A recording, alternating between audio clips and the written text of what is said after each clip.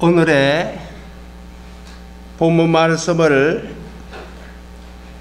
읽으셔서 어떠한 인상을 받으셨습니까? 예수님께서 왜 이와 같이 애매모호하며 번거로운 방법을 택하셨던가? 혹시나 제후의 만찬이라고 하는 예수님의 생애에서 십자가 사건 전에 가장 중요한 자리의 준비를 방해를 받지 않도록 대적자들한테서 감추기 위해서 연막을 치러 그렇게 하셨던가, 그렇게도 해석할 수도 있습니다. 하여튼 이상하고 신비적인 방법으로 제자들을 움직이게 하신 것이 오늘의 본문 말씀의 내용인 것입니다. 제자들의 생각을 넘어선 것에서 주님의 역사를 이끌어 가시는 말씀인 것입니다.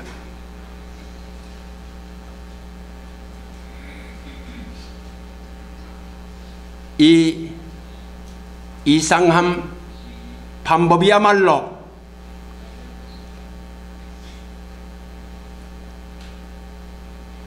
주님의 방법인 것입니다. 새해를 맞이하여서 법받기 위해서 이 방법을 알아서 익숙해지고 주님이 어떠한 각도에서 부르실 때에 예라고 대답하여서 축복을 누리시는 여러분이 되시기를 축원하는 것입니다.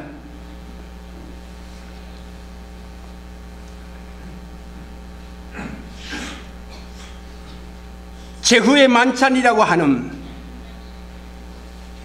아주 중요한 장면에서 주님이 이 방법을 애매모호하고 번거롭게 생각되는 방법을 직접 일을 시키지 아니하고 감접적으로 직접 부탁하지 아니하고 감접적으로 남에게 시켜서 서로 서로 간에 모르게 움직이게 하시는 이 애매모호하고 번거로운 방법은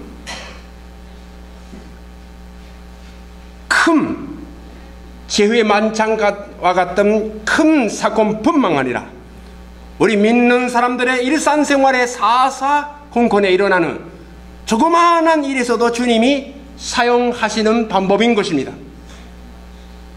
아이고, 나는 그렇게 큰 인물이 아니니까 그런 일을 맡아서 하는 사람이 아니에요. 그게 아닙니다.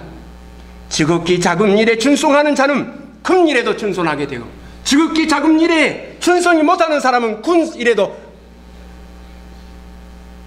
충성하지 못하는 것입니다. 예수 그리스도를 믿는 사람은 다 예수님의 제자인 것입니다. 제자는 선생님의 방법을 잘 배우고 순종할 때 빛나게 되고 기쁨이 충만되는 것입니다. 그리고 성장하게 되는 것입니다. 오늘은 1월 6일입니다. 매년 1월 6일은 공형일이라고 합니다. 특히 기리샤 교회나 러시아 교회, 에티오피아 교회에서는, 동방교회에서는 이 날을, 오늘을 크리스마스로서 축하해 왔던 것입니다. 크리스마스 사실 25일에 끝나는데 동방교회에서는 옛날에는 1월 6일을 크리스마스로서 축하를 해왔던 역사가 있습니다. 공형일이라고 하는 것이 공적으로 주님이 이방 사람들에게 나타나게 되셨다라고 하는 날인 것입니다. 여러분들이 아시다시피 동방 박사들이 애기 예수님을 경배를 했지요. 그날이 바로 공형일인 것입니다. 그리스도가 유대 사람뿐만 아니라 이방 사람, 그리고 전 세계의 구주라고 하는 것을 공적으로 회원되고 나타나게 되었던 날이 바로 오늘 1월 6일을 곤현일이라고 해서 세계 기독교에서는 축하를 하는 것입니다. 특히 동방교에서는 축하를 크게 합니다. 우리 소방교회는 와다시타치 니시가노 교회는 로마 교회도 그렇고 프로테스탄도, 동방교회라는 기리시아토까 러시아토까 그쪽을 말하는 것입니다. 우리는 다 크리스마스에 다 한꺼번에 다 끝났습니다. 그러나 오늘까지 손단 크리스마스 줄이나 그란트나 리스 같은 거 오늘까지는 놔둘 수 있는 것입니다. 오늘 마감인 것입니다. 하여튼 그 1월 6일 오늘 곤현일을 맞이하여서 동방 박사들의 그 신앙을 한번 생각해 보십시다. 동방 나라에서 이상한 별을 보고 유대 나라의 구주가 탄생하셨다고 그들이 알았습니다. 유대의 구주가 나신다라고 하는 것은 그거는 누가 가르쳐 줬습니까?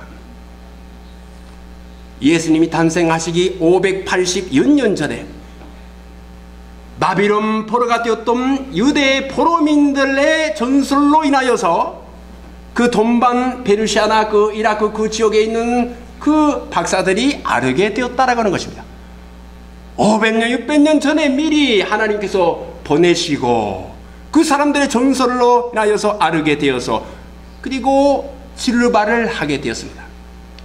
그리고 유대 나라니까 먼저 유대의 수도인 예루살렘에 올 수밖에 없었습니다. 예루살렘에 와서 그 다음에 어디에 가야 하는지 몰랐습니다. 왜냐하면 별이 사라져버렸기 때문입니다. 별이 사라져버렸기 때문에 할 수 없이 예루살렘에 올라가서 율법 학자들한테 물었습니다. 구주가 어디에서 탄생하십니까? 예루살렘입니까? 아니면 어디입니까? 예루살렘이 아니에요. 다른 어디 도시도 아니고 베들레헴입니다. 베들레헴이라고 알아서 베들레헴에 가봤더니 저희가 별을 보고 가장 크게 기뻐하고 기뻐하더라라고 하는 말씀이 있듯이 아기 예수님을 만나게 되어서 경배를 하게 되었습니다. 이게 하나님의 방법인 것입니다. 박사들한테 꿈에 나타나서 언제 베들레헴의 어느 몇 번지에 예수님이 탄생하시니까 거기 가라고 하는 말씀은 안 하셨습니다. 서쪽의 유대 나라에 탄생하시겠다. 그 외에는 가르쳐주지 않았습니다. 그것도 600년 전의 전설로 인하여서 하나님 미리 가르쳐 주신 것입니다.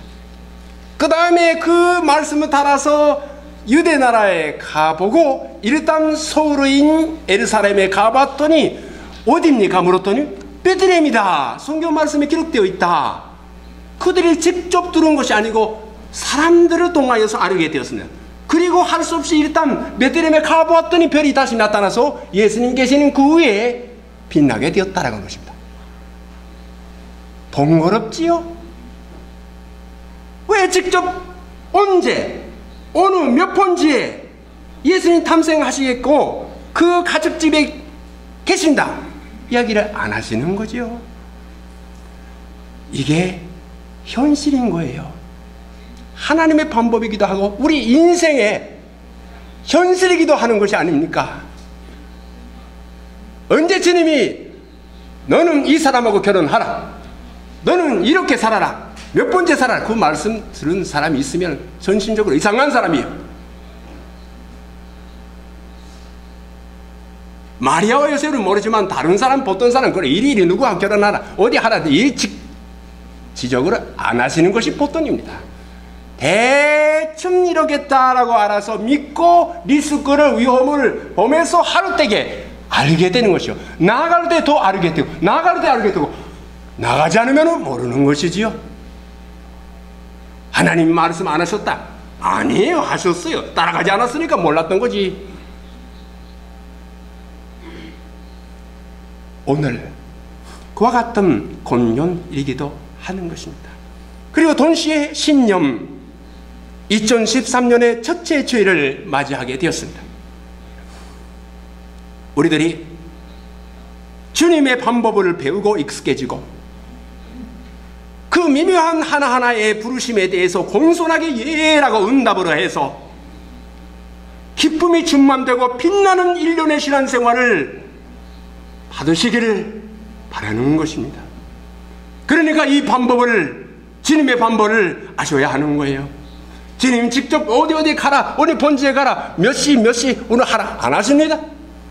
그러니까 우리는 정신 차리고 주님이 미묘하게 하셔도 따라가서 그리고 내 혼자 간다 하지 말고 교회 선배들, 그 목사님 장로님들 선배들을 다 이렇게 도움을 받으면서 따라가게 되는 거예요.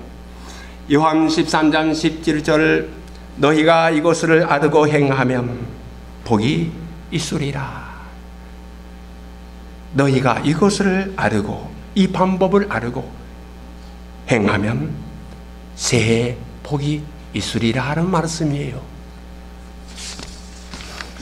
그러면 오늘의 본문 말씀을 통하여서 불의를 할 때 5가지의 방법을 볼 수가 있습니다. 어떠한 방법인지 참 중요한 것이니까 여러분들이 잘 귀를 기울여 주시기를 바라는 것입니다. 첫째로 누가복음 22장 본문 말씀 7절 말씀을 보시기를 바랍니다. 유월절 양을 잡을 무교절 날이 이른지라, 무교절 날이 이른지라. 예수님에게 결정적인 때가 이미 이르렀습니다. 성경은 시간에 대하여, 때에 대하여 아주 민감합니다. 그리고 깊은 관심을 갖고 있습니다.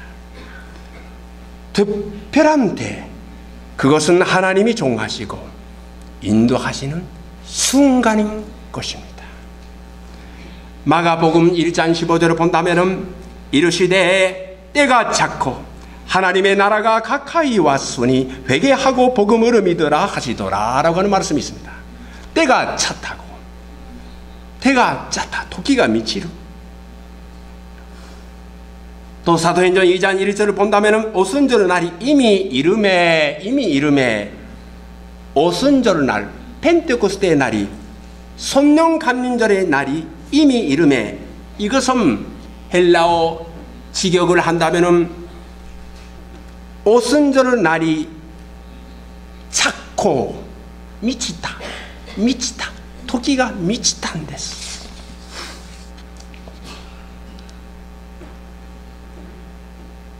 하나님의 방법은 예수님이 택하신 방법이에요. 예수님께서는 자기가 하나님의 독생자이신데도 불구하고 하나님이, 아버지 하나님이 자기에게 정하신 시간을, 그 시간이 찰 때까지는, 그 시간이 넘치도록 찰 때까지는 기다리시고 참으셨던 것입니다. 우리와 달리 예수님은 하실 수가 있습니다. 죽은 자도 살려줄 수 있는 분이 어떤 일이라도 하실 수 있는데, 감히 예수님에게는 하실 수 있었지만 감히 그 시간을 당기려고 하시지 아니하셨습니다. 그와 반대로 더 지연시키지도 아니하셨습니다. 내가 무서워, 십자가 무서워, 죽는 거 무서워, 연기하자, 지연시키자, 그것도 안 하셨고 시간을 아버지가 정하신 대로 가득 사셨던 것이지요. 이걸 알아야 합니다. 여러분, 예수님께서는 훈뭉하는 사람들을 가운데 이제 때가 왔습니까? 하나님 나라가 이미 왔지요. 지금지요. 지금은 빨리 해야 합니다. 조조합니다. 가룟 유다도 조조해서 예수님 빨리 움직이셔야죠. 지금 현면을 읽게 합니다. 그래도 예수님, 나의 때는 아직 차지 아니하였다. 그와 반대로 아무리 수라린 것이 있어도, 피하고 싶어도 도망가고 싶어도 이미 내 때가 찼다. 용감하게 그 시련을 맞서게 되신 겁니다. 이것이 하나님의 방법인 것입니다. 예수님 그 하나님의 방법으로 택하셨던 것입니다. 여러분, 우리는 인생의 때를 제멋대로 종하면 안 됩니다. 자기는 끝났다, 지붕아 왔다, 그렇게 하면 절대로 안 됩니다. 뭐 끝났어? 누가 끝났다 했어? 끝나지 않았습니다.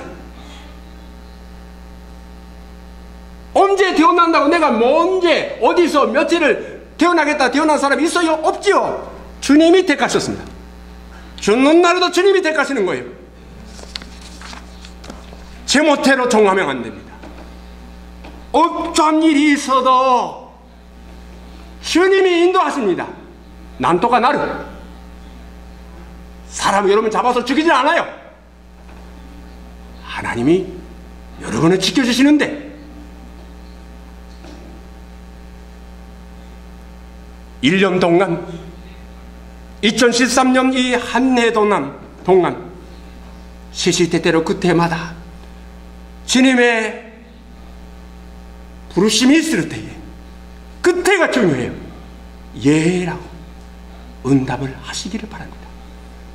그게 1년의 축복을 받는 첫째 발걸음이 될 것입니다. 두 번째로 주님의 방법이 무엇인가? 22장 누가복음 22장 7절 8절을 읽겠습니다. 6월절 양으로 잡으러 무교절의 날이 이른지라 8절 예수께서 베드로와 요한을 보내시며 이르시되 가서 우리를 위하여 6월절을 준비하여 우리로 먹게 하라. 이날은 이스라엘 민족에게는 정월이 쇼가 됐어요. 정월. 사실은 소양식으로 한다면은, 현대식으로 한다면 3월쯤이 됩니다. 그러나 유대 사람에게는 이치가 됐어. 하나님이 이 날을 정월로 삼으라고 하셨기 때문에 단순한 정월이 아닙니다. 민족의 해방의 날이요 구원의 축제 날이 되었습니다. 애굽에서 노예 생활을 하고 있었던 이스라엘 백성들이 모세로 인하여서 7애굽을 탈출을 하게 벗어나게 되고 해방을 받는 날이 바로 이 날이었습니다. 이 날에는 한 살이 되는 양을 잡아서 피를 흘렸습니다. 피를 그 기둥에 다 발랐습니다. 그리고 그 양고기를 먹었습니다. 그리고 누룩이 없는, 판단회가 없는, 누룩이 없는 떡을 식구들이 함께 먹었습니다. 그리고 이 날을 기억하라. 너희가 애굽에서 해방되는 구원의 날이다. 영원히 이 날을 기억하라. 그렇게 말씀하셨던 것입니다. 6월절이라고 하는 것은 예수님께서 이 준비를 시키는 날이 바로 그 축제의 준비를 시키려고 했던 것입니다. 그게 제후의 만찬의 때와 겹쳐져 있는 것을 여러분이 아시기를 바랍니다. 구약시대에는 유대 사람의 애굽에서의 소방 구원을 유대 민족의 구원으로 말하고 있습니다. 신약은 예수 그리스도의 십자가 사건으로 인하여서 온 인류의 구원을 말하고 있는 것입니다. 말하자면 성경 전체를 통하여서 구약은 이스라엘 민족을, 그리고 결국 신약에 와서 예수님의 십자가로 인하여서 온 인류가 구원을 받게 되는 전 인류의 구원의 날이 되었던 것입니다. 누가복음 22장 여기에는 없지만은 15절 16절 제가 읽겠습니다. 이르시되 내가 고난을 받기 전에 너희와 함께 이 2월절을 먹기를 원하고 원하였노라. 내가 너희에게 이르노니 이 2월절이 하나님의 나라에서 이르기까지 다시 먹지 아니하리라 하시고, 예수님께서 자기의 십자가 사건날을 이 유대의 사회 전체에서 초점을 맞춰서 제자들에게 준비를 시키셨던 것입니다. 제자들은 머리에 척 왔을 것입니다. 지금 전대한 때가 왔다. 옛날에 모세 시대에 똑같은 일을 시키려고 전대한 때 민족의 속방이요 하나님의 나라의 완성이다, 그렇게 알았던 것이죠. 이게 주님의 들째 방법이 되었습니다. 여러분, 하나님의 구원의 큰 역사의 흐름을 파악을 하여서 사람들이 생각하고 있는 일상생활을, 생활의식과 인생관을 하나님의 구원의 역사의 흐름에 맞춰서 받아들여야 하는 것입니다. 그렇지 않으면 인생 무엇 때문에 살고 있는지, 인간의 역사가 무슨 목적이 있는지 애매모호하고 모르게 돼버립니다. 말라버립니다. 뭐 때문에 살고 있는지 몰라. 밥을 먹고 있으니까 살고 있는 거지, 죽지 않으니까 살고, 그게 돼버리는 거예요. 그렇게 마르고 예수님의 십자가와 부활의 사건, 바로 온 인류의 구원의 역사에 자기 자신의 생활의 일생을, 사회의 세계의 움직임을 이해를 하여야 한다라고 하는 것이 두 번째의 방법인 것입니다. 여러분, 1년 동안에 일어나는 세계의 많은 역사의 흐름, 여러분의 생활에서, 가정에서, 여러분 개인적으로 일어나는 모든 사건에 대해서 여러분이 이것이 주님의 부르심이구나, 십자가와 부활로 인하여서 우리에게 가르치기로 하는 그 부르심이구나, 응답을 그때 하셔야 합니다. 예라고 응답하셔야 합니다. 순간순간 이게 십자가 부활의 이 사건이구나, 내 인생에 일어나는 예라고 응답을 하셔야 합니다. 받아들여야 하는 것입니다. 셋째로 22장 8절 아까 읽었습니다. 예수께서 베드로와 요한들을 보내시며 이르시되 가서 우리를 위하여 유월절을 준비하여 우리로 먹게 하라고 하셨습니다. 그때 예수님께서 왜 어느 범지에 가서 준비하라 안 하셨어요? 어느 사람의 집에 가서 하라 시키지 않으셨어요? 이게 주님의 방법인 것입니다. 9절 여차오되 어디서 준비하기를 원하시나이까? 제자가 일부러 물어야 예수님 대답하십니다. 묻기 전에 어디에서 준비하라 보통 우리는 합니다, 시킵니다, 일을 시킬 때. 그렇지 않습니까? 근데 예수님께서 안 하셔요. 준비하라. 어디서 준비하는지, 예수님 어디서 준비하는 것입니까? 어디서 구체적으로 뭐를 때에 점으로 대답을 하십니다. 처음의 부르심에, 처음의 명령을 듣지 않으면, 순종하지 않으면 그 다음에 구체적인 지시는 없습니다. 이게 세 번째의 방법인 것입니다. 여러분,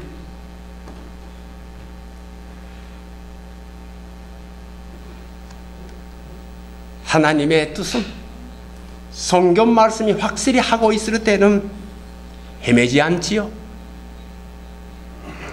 그러나 그렇지 않을 때에는 어렵지 않습니까?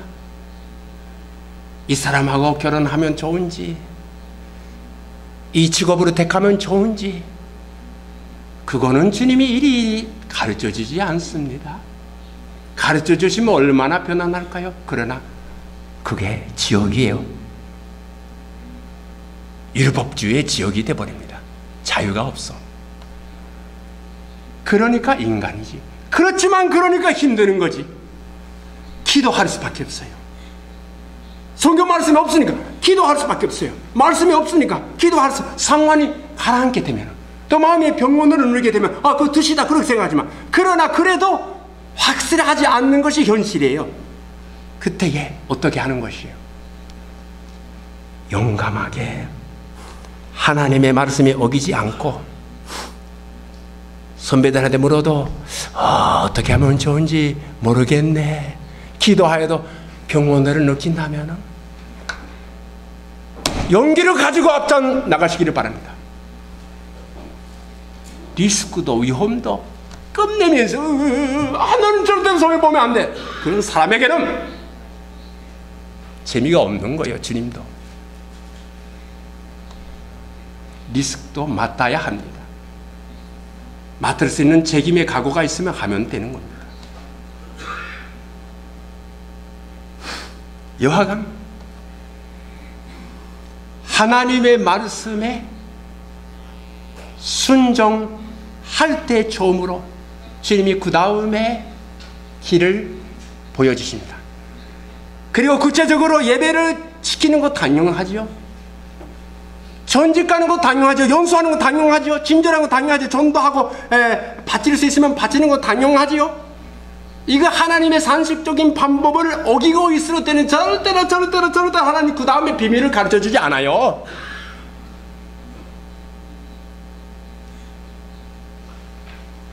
성경 말씀 순종하고 그리스도인으로서의 상식을 지키려고 힘쓸 때게 힘들죠. 근데 나는 못해요.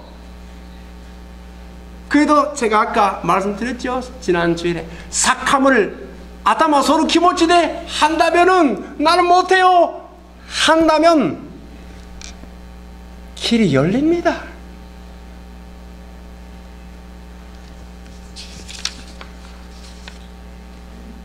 그 다음에 네 번째로 22장 10절부터 12절까지 읽겠습니다.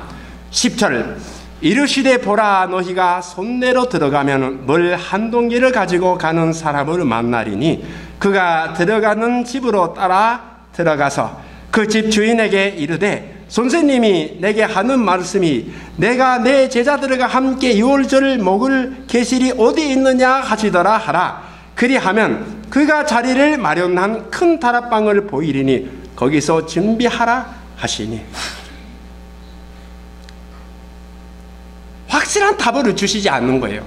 거기 가라고 만나는 거예요. 그러면 어떻게 하면 좋은지 알게 된다. 바톤 터치를 하는 거죠. 바톤 터치식입니다. 인계하고 연결하는 것입니다. 서로 간에 모르는 사이에 연결을 시키는 것입니다. 구체적인 전언을 말을 제자들에게 맡기고 있지만 12절을 본다면 벌써 마련되어 있었습니다. 그러면 주님께서 그 집주인에게는 어떤 식으로 몇 년도를 내셨는지 전달하셨는지 그거 모릅니다. 성경 말씀 아무도 안 해요. 비슷한 사건이 일어났지요. 예루살렘에 들어가실 때에 나귀의 새끼를 예수님께서 타셨죠. 나귀의 새끼를 어떻게 준비하셨습니까? 제자들을 가라 하고 어느 집에 가면은 그 나귀가 이렇게 있는 걸 보고 나귀 새끼를 그 나귀 새끼에 좀 끌어오라 하셨습니다. 만일 누군가가 왜 데려가려고 하느냐 하면은 주님이 필요하시다. 그만 여기에 다시 돌아오게 됩니다. 그 말을 하라고 하셨습니다. 그래서 제자들이 가봤더니 있습니다. 메어 있는 것을 이렇게 풀어서 이렇게 데려갈 때 사람들이 당신들이 이 나귀 새끼를 왜 데려가려고 하느냐 했더니 주님이 필요하시다. 나중에 돌아옵니다. 아 그래요? 가세요. 참으로 신비하고 애매모호한 방법이지요. 주님만 아시는 거지요. 우리는 알 수가 있는 거지요. 거기서 준비를 하게 되었습니다. 왜 주님께서는 쉽게 간단하게 어느 집에 어느 몇 번째에 가서 준비하라고 안 하셨던 거예요. 보통 우리가 일을 시킬 때는 그렇게 하지요. 번거롭게 안 하고 애매모호하게 안 하고 직접 개인에게 그 사람에게 당신 언제 몇 시에 그 몇 번째에 가서 이래 준비하라 하죠. 주님이 안 합니다. 만일 그렇게 하신다면요, 일을 하는 사람은 은혜 받고 일을 하는 능력이 모자라는 사람은 지옥이에요. 지옥이에요. 일이 없는 거라 지옥이에요. 주님이 그런 거 원하지 않습니다. 능력이 있어도 없어도 주님은 똑같은 하나님의 자녀이기 때문에 시키시는 겁니다. 번거롭게도 시키시는 거예요. 겸손으로 배우게 하시고 교만으로 이렇게 가꾸시고 이렇게 따라가게 하시는 주님의 방법이 네 번째 방법인 것입니다. 하나님은 어리석은 일을 시키지 않습니다.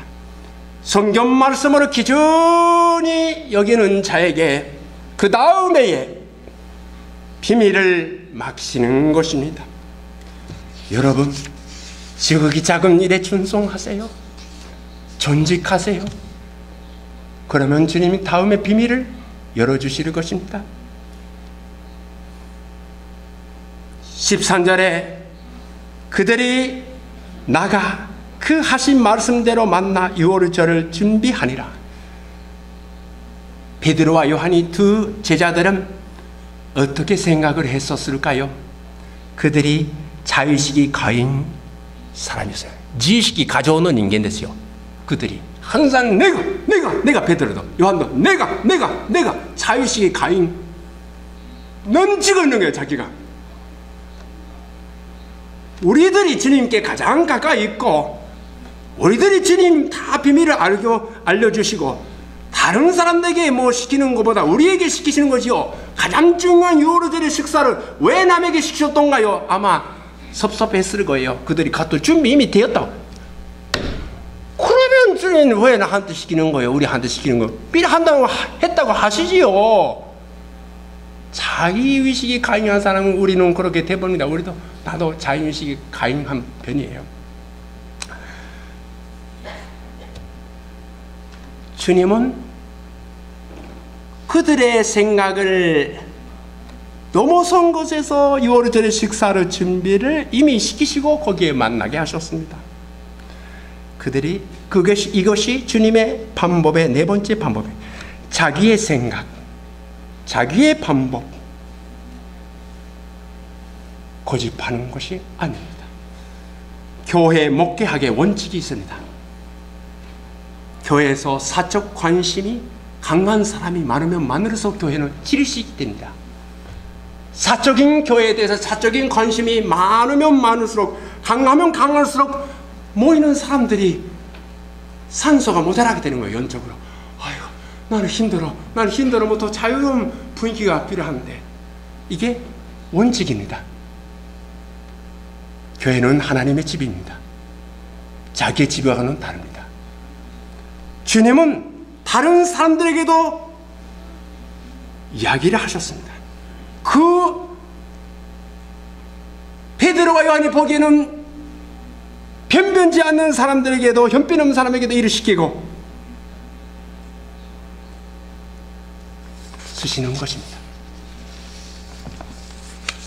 마지막에 주님의 방법의 다섯 번째 방법은